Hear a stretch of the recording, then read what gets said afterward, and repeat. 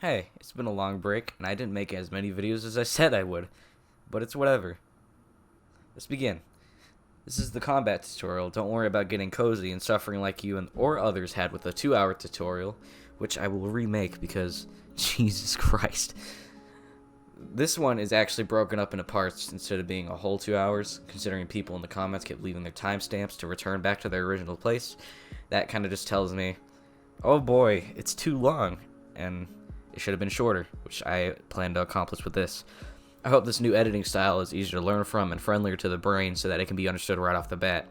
I don't want all this to be in vain either, because if it's just as hard as the last one, then I'm just going to go back to what I was doing before. Anyways, let's begin. The series of videos will be on melee attacks, but for now let's work with a basic combat. When I say basic, I mean as basic as they come. The simple click or button, and it just is a combat attack. So I'm going to start with 3 versions of combat activation, which is key press, mouse click, and then mouse click and tool. And then there's another, and then for damage, I'm also going to separate it. 3 versions of damage dealing: magnitude, touch, and region 3. They'll all be in the same video, of course, but I'll leave timestamps in the description or comments if someone could do that. Or I'll do it. Yeah. But yeah, let's get started. Oh yeah, also in addition, I have a Discord. If you could join that, that'd be very appreciated, because I don't know. We have a Discord. That's okay. On to the video. Okay, so where we want to start is we first want to get our main components. So, local script, remote, you know what I mean. If you don't know filtering enabled, I wish you luck, but I do have a tutorial on that. It is about remotes. I'm pretty sure I renamed it to filtering enabled, but if I didn't, then whatever. You don't have to name these things that I'm naming it now, but you can. So it's remote event, and then yeah, this plus sign is really handy. And just script.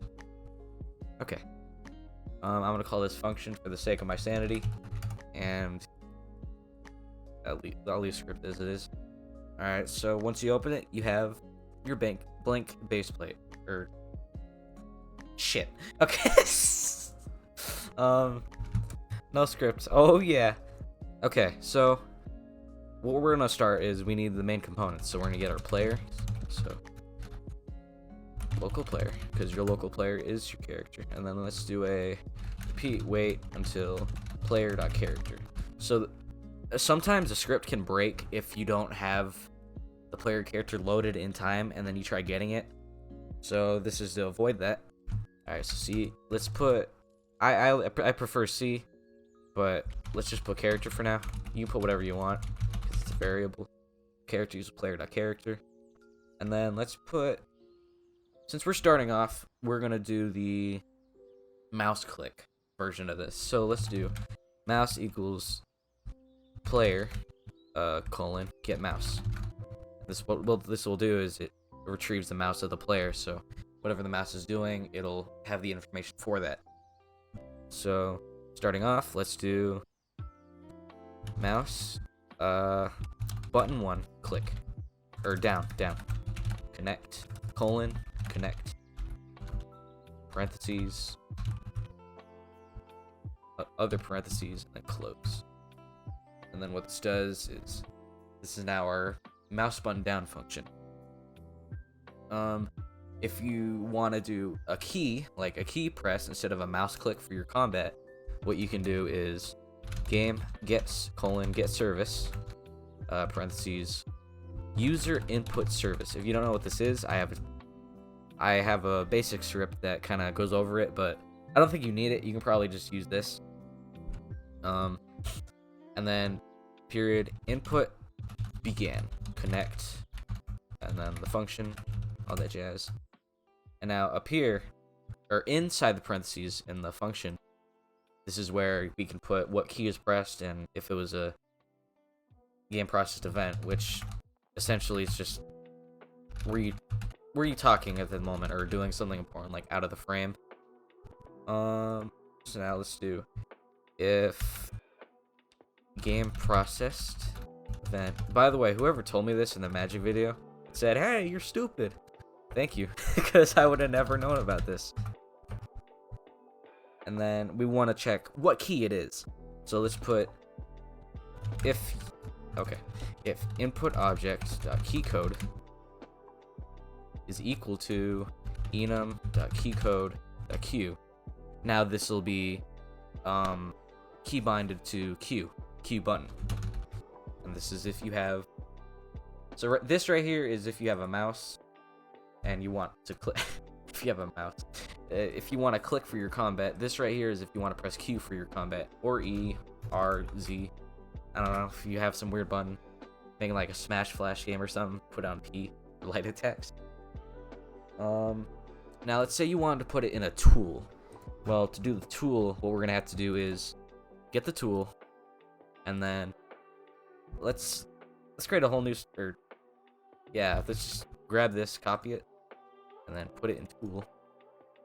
And what we're gonna want to do here is, tools have a thing called, first of all, let's get the tool. So equals script.parent, capital parent because cap sensitive.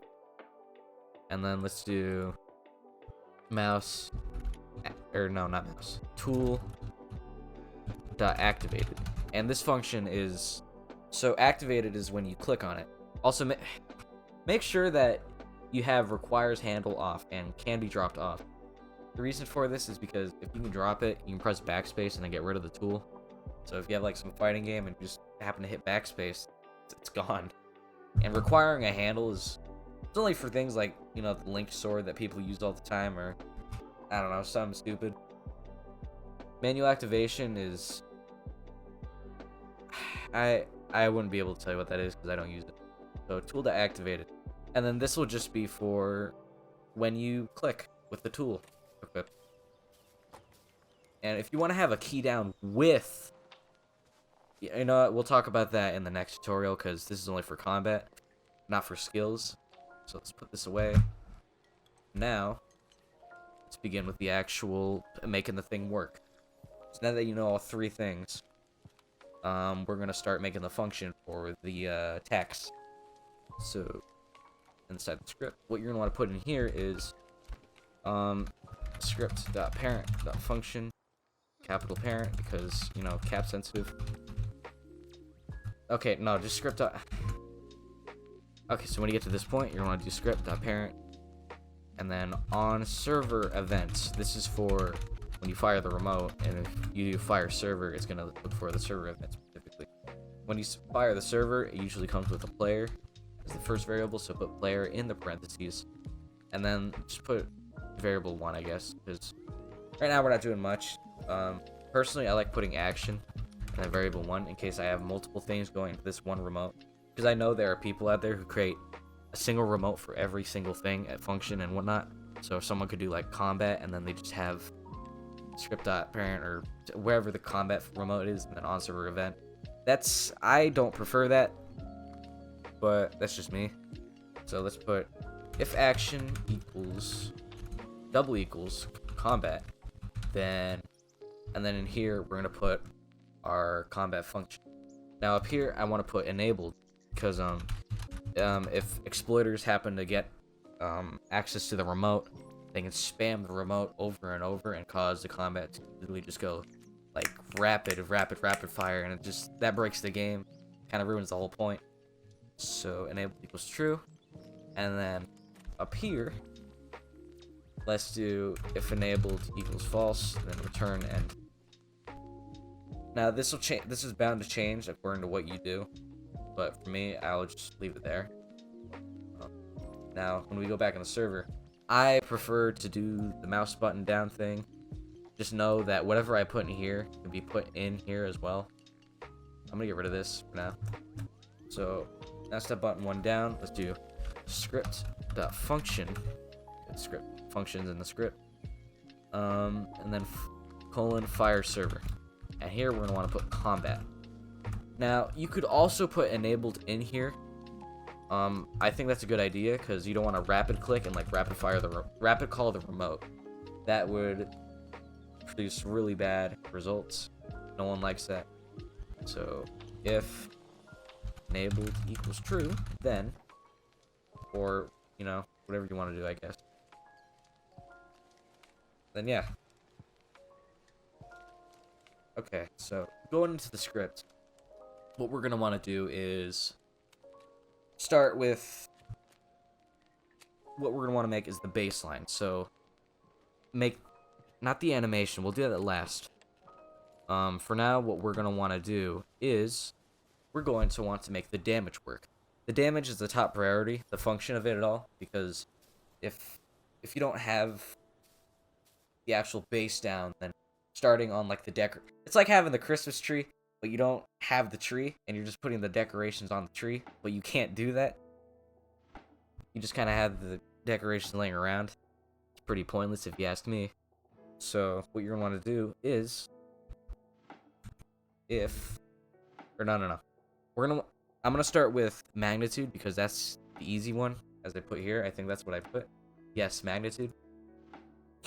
Starting with magnitude, what we're going to want to do is for I, comma, V in pairs, game, or no, just workspace, colon, children, do. So what this will do, it's going to get everything in the workspace, and it's going to loop a function for every single object in the workspace. And that'll be V, the object. I is the amount of times it's happened. So let's do if V find first child, humanoid root part. I choose the humanoid root part because that's what we're going to want to look for. That's like the basis of the enemy. And okay, that's, you don't want to hit like, I don't know. If it searches the wrong thing and like gets a script, then that's no bueno, not good.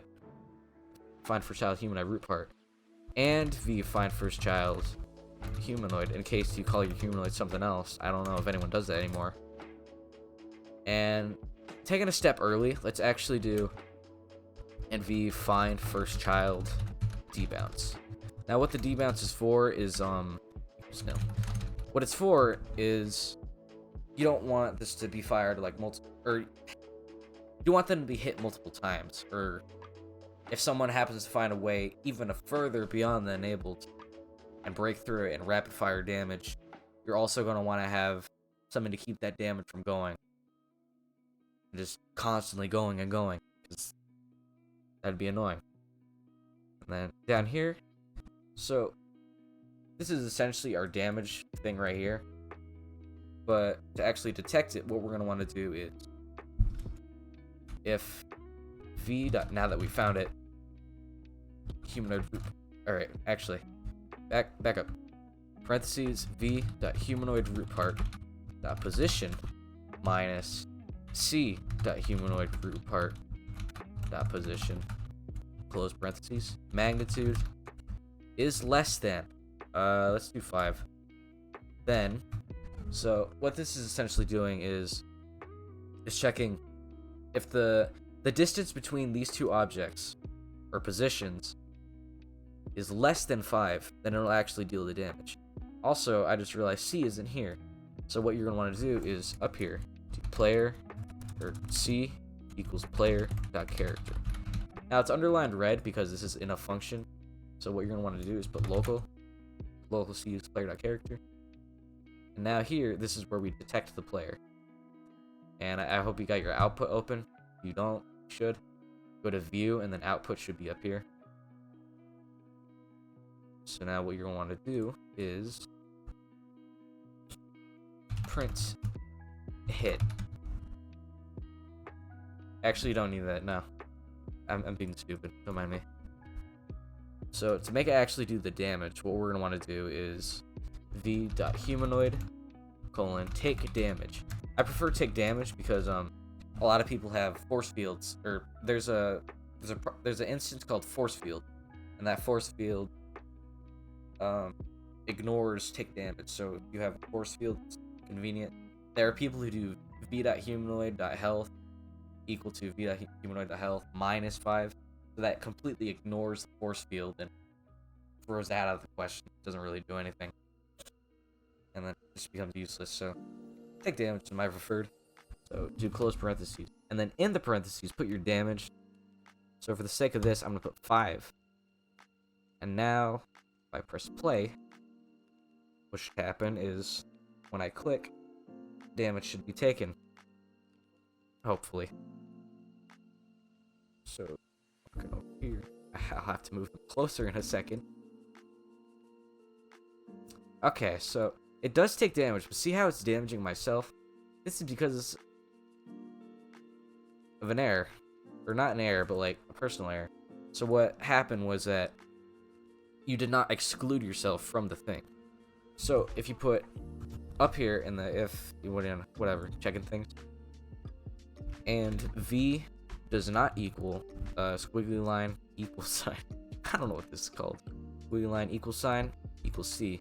So what this checking is, if it does not equal U, then it will proceed. So now what should happen is when I click, it should do the damage. I did not move him any closer than I said I would. It should deal the damage. And yes, it deals the damage. Now, here's the thing about magnitude. A lot of people are probably wanting, the punch to be in front of them, not like behind them. But magnitude is a whole ass sphere. So it's going to actually get everything around me. So if I were right here, they're not perfectly set, but you kind of get the idea. If they happen to be close enough, then it'll damage everything around me. It's exactly not what we want. But magnitude is like one of the easiest ways to do this. So, if you're being picky, I guess, or just on time, magnitude is a pretty quick way to do this. So, yep, this is magnitude. We're gonna put this away now because I don't want this. Alright, so now we're gonna get into untouched. Now, the thing about touched is that you have to literally touch. That's annoying. The touch usually requires an animation. So, we're actually gonna not do touch till I get to animations. So we're gonna move on to region 3. Now, as you've seen in my previous videos, I had trouble with region 3. Don't worry, I've done the research, I've done the learning. This should not be a problem this time.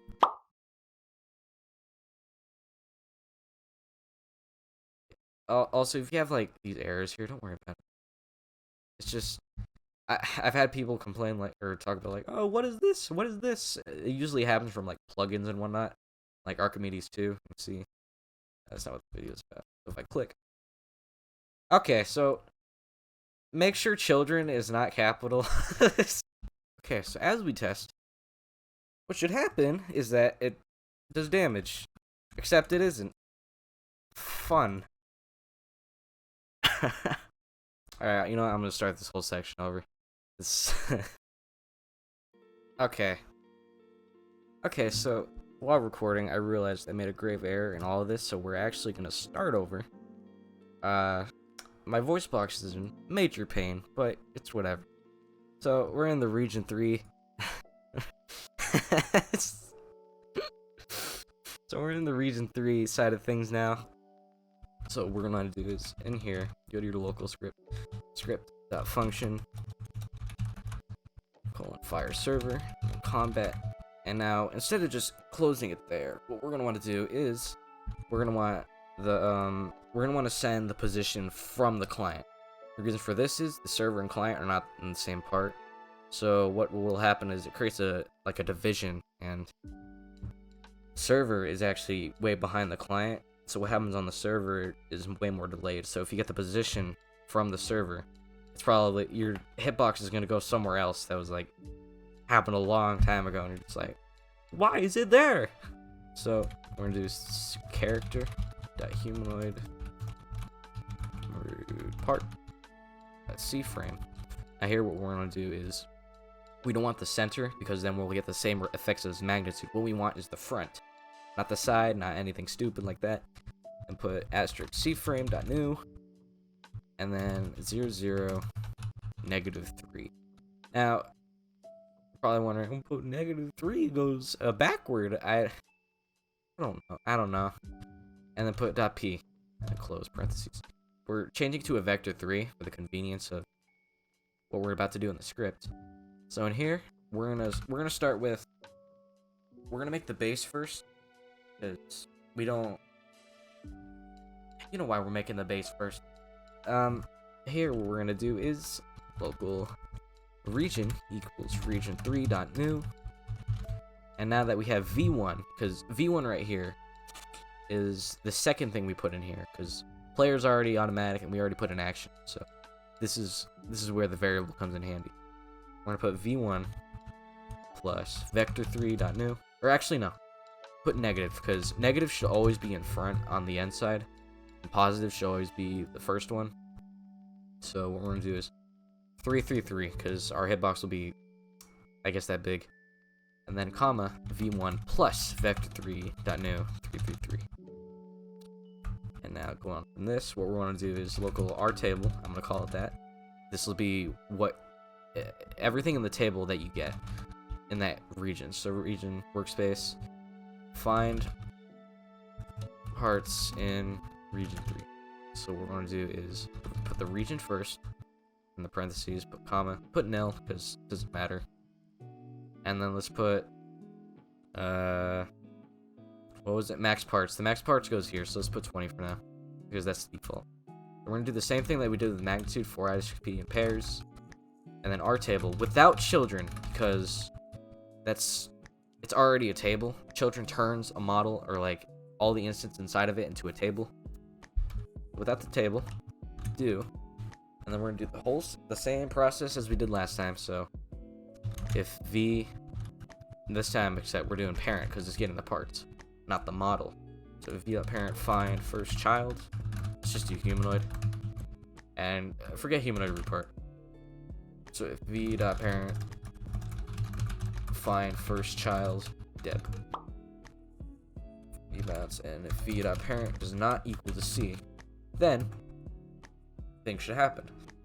So what we're going to want to do here is get the debounce, so local deb because that's not new. Bool value. Sorry if I'm rushing. It's just like I've already done this, and now I'm suffering. Put bool.value, comma v.parent, and then deb.name equals deb. You want a name because it doesn't have a name when you create it, so it'll just be called bool value. And then what we're gonna want to do is game.debris add item deb. Let's do like 1/5 of a second.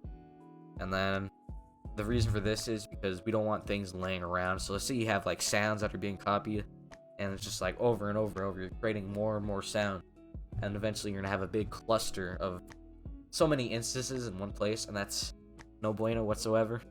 So Damedes, alright, you know what, sorry. Move on. If v.parent humanoid, because we've already found the humanoid, we know it exists, so it shouldn't give us an error. If it does, Roblox fix your game, take damage, and we're gonna do 5. So now when we run the game, it should initiate damage, but the difference from magnitude is it should not happen behind us unless I made the size too big. So I'm clicking, it isn't creating any errors as you see in output, and it does nothing. Okay, so my error here was I forgot to put, I'll just put it in post. Okay, so let's try this again.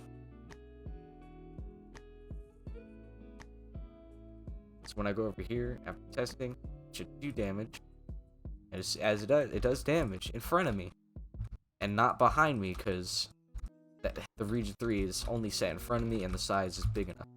Now you probably don't want this much range between your punches, so what you could do is change this to -2 in the local script, change all of these to 2, and then your range should decrease to, instead of 3 studs, to 2 studs. And this is probably the preferable amount of space you want with punch. Yep, that should be, that's pretty good distance. Now I did say I was gonna do touched, but I rethought it after doing the second attempt of the Region 3 crap. I don't want to teach touch because it's just it's one of those things. It's like you don't need it. It's extra work, and it's for something so faulty and it's nasty. So I'm gonna leave Region 3 here, and now we're gonna move on to the animation portion. Now I know some people are like, I don't have animations. Can you give me an animation? Sure, why not? I would make an animation tutorial on this new moon thing, but I don't know if it's bound to change because this is new. So what I'm gonna do here is I'm gonna create 2 animations. So animation 1, and then I'm gonna just use the old one to export. Let's punch 1. And then, alright, replace both. Basically what I'm getting at here is that in the description, I'm going to create a model of the 2 animations. And then what you want to do is go to save to Roblox. Once you've loaded the model in from your toolbox, what you'll do is in the folder, you'll have these blue things called keyframe sequence. You'll right click it. And then down here, go to save to Roblox, and then it'll bring up this whole thing, so you can make a bunch of animations. So, I already have my animations. I also have a bunch of them. What we're gonna do is, starting with the animation, we're gonna do local anim t, local track equals instance.new animation. Don't put it anywhere, and then track.animation ID is equal to Roblox asset / colon whatever. Now in here you want to put your number, and what I have will not be what you have because I have a completely different animation ID. When you upload yours, a little page will open. In fact, I'll show you now. A little page will open, and say I have punch 1, export. Roblox right here, click it. You'll get this little thing down here. When it has the 0 in front of it, get rid of the 0 because I don't know why they put it there, but it's there. So all you want is this number. Yank it out of there, and then what you're gonna want to do is in here, grab the ID, put it here, and then this is your track. This is what your animation will be, but it will not play like this. So you're going to want to create another variable called local anim equals c.humanoid colon load animation, and then track, and then you're going to put anim colon play. So now this will play the animation while I click. All right, now that I've loaded in, I can just click, and now the animation plays. Now here's the problem. You're probably wondering like, but I want different animations for each punch. And also, the animation happens before it hits. If you have that reaction speed and you can see that it's not right. So that's when you can literally just put weight 0.2. Or yeah, in my case it's 0.2. Now, if you want different animations up here, you're going to want to put, I guess, combo is equal to 0 or 1, I guess. It doesn't matter. If combo equals 1, then end. So now if it's 1, it'll play this thing here. Now under here, you're going to put else if combo equals 2, then. Now if we want to change it, we're going to put combo equals 1, and then up here, we're going to put combo equals 2. We're going to space this out because, people get mad when you don't indent, right? So I don't have 2 animations right now, which I'm going to do in a second. But you just want to copy and paste this thing down here. And then in here, you just want to create a new animation. So in my case, I'm just going to grab punch 2, export it. And then I've already done this. I'm just grabbing the ID right now. So you grab the ID under here. And then what you're going to want to do is grab this, put it here, and now for each punch, there should be a new animation. So, as you can see, as I load in, I have a new animation for each punch.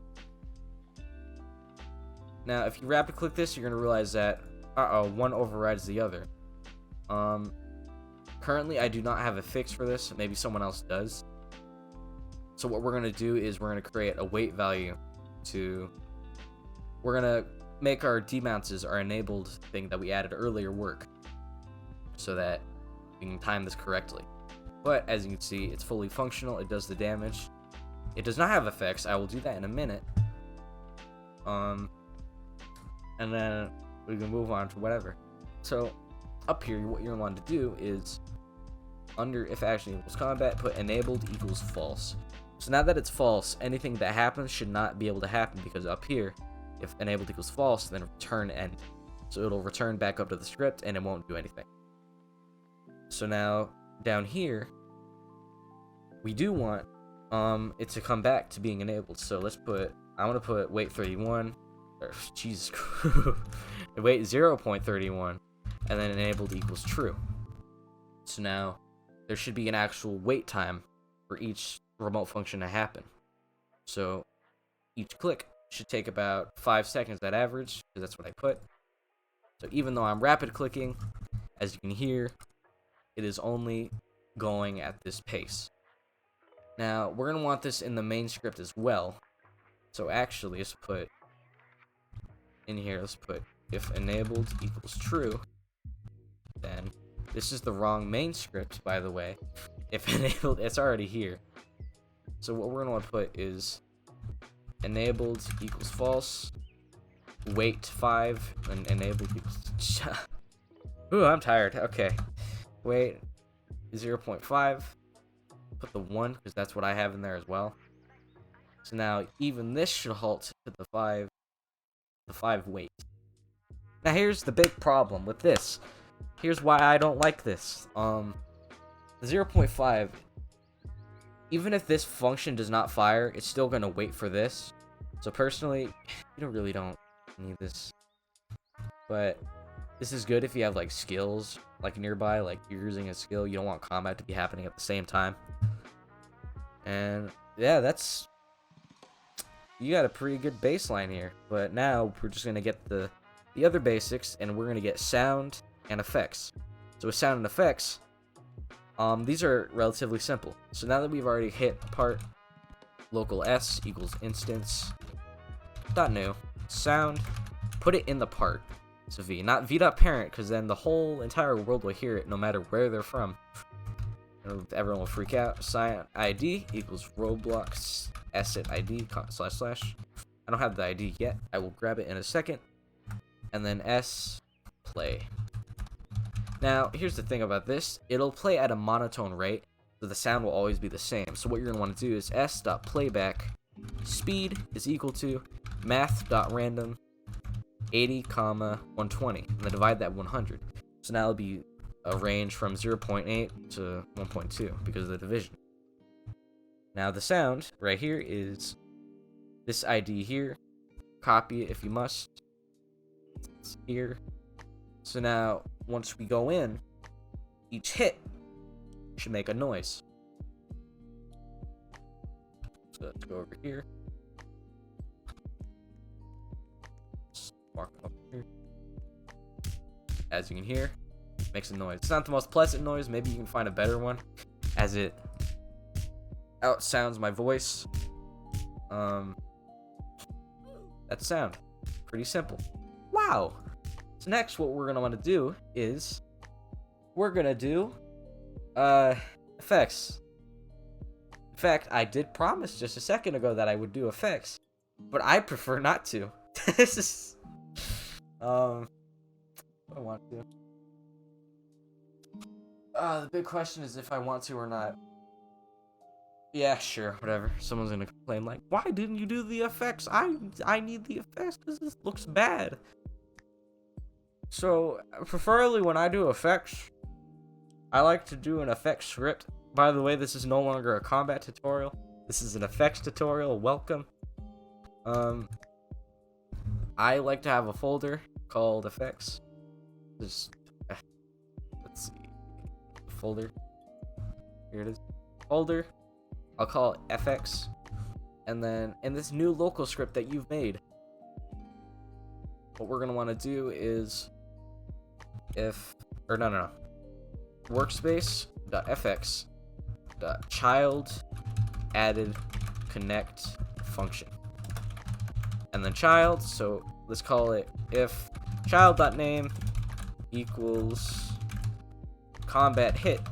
Then what we're gonna do here is, for now, let's just do a particle. Let's or actually let's do a I'm sure you could get some way better effect than I'm about to make, but I'm gonna keep it simple. What we're gonna do is we're gonna make a sphere that expands. So here we go. Down here, what you're gonna want inside the hit effects, we're gonna do local p, or let's call it fx instance.new part, and let's put it in workspace.fx, or yeah, let's put in workspace.fx, fx.name equals combat hit, close. We're gonna make it fx.can collide equals false, fx.anchored equals true, fx. Let's keep the color as it is, but let's change the fx.material is equal to smooth plastic. Why not? You can choose whatever you want. If you want force field or something, in fact, actually, let's do force field, and let's make it red because I don't know. Color3.new. Now the thing about color.new is that it's gonna be weird, but for now let's just do red. So RGB, put 1 here, 0 0, and now we're gonna create a new thing called special mesh. Sorry if I'm rushing. This is like not what I planned. And fx sm.mesh type equals sphere, and what we're gonna do is sm.scale vector3.new 0 0 0. And going from here, what we're gonna want to do is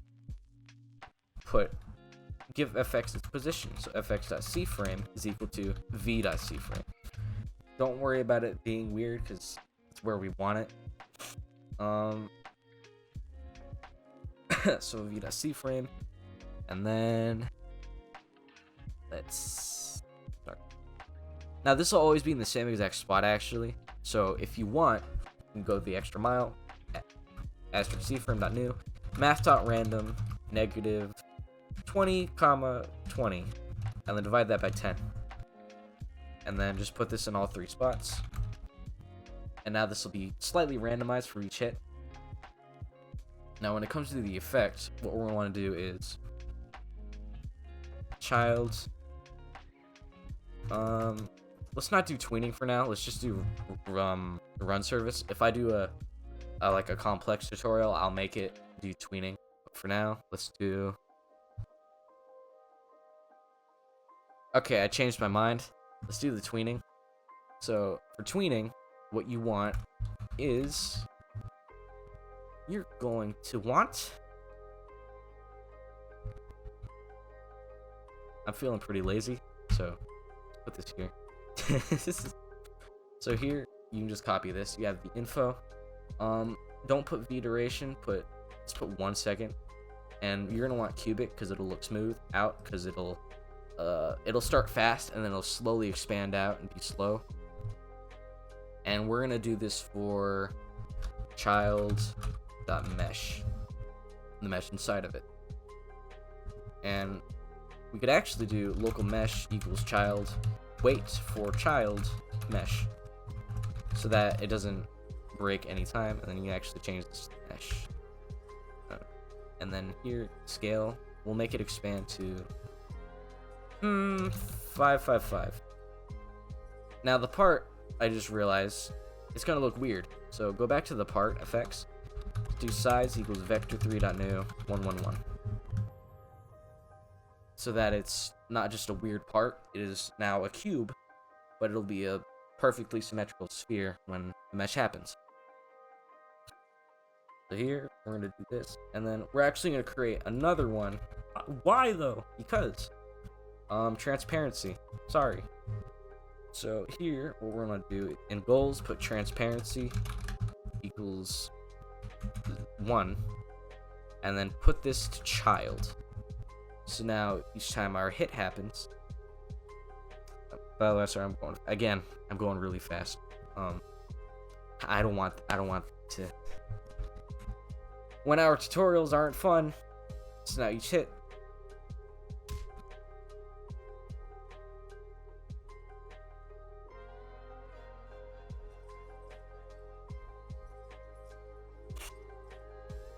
Alright, going back. I guess force field is capital. Of course it is. Alright, so force field.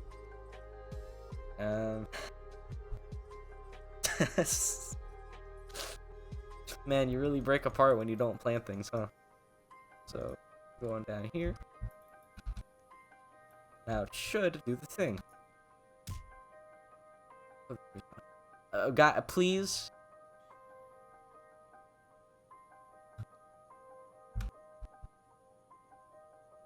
Okay, so I saw this. I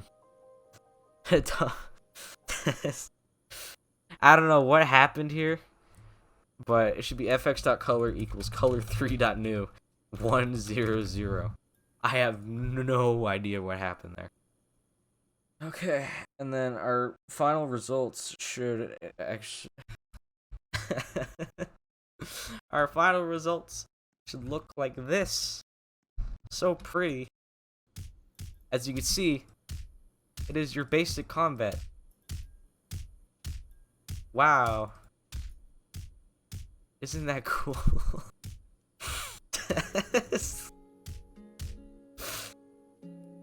And maybe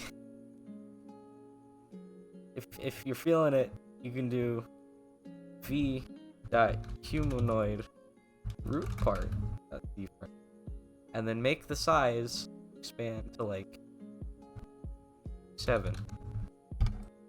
And then below and behold, our final grand finale, our great script that we have created shall look like whatever it's about to look like when, you know, the studio loads. Oh, I'm going insane.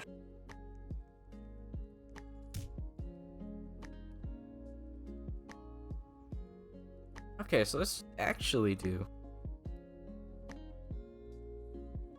v.parent.humanoid root part.cframe so that it's more centered than it was before, and so that it doesn't break like it did just a second ago.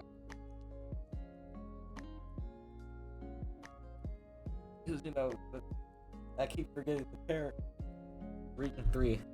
So region 3, parent, and then just end me already.